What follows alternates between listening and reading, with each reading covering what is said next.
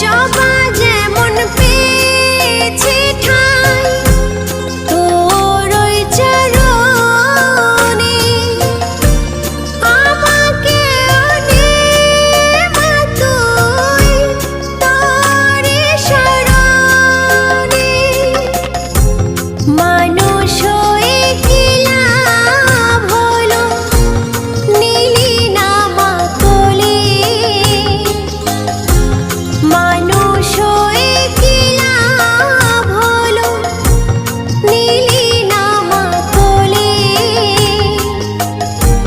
জবার মতো আমায় আপন নে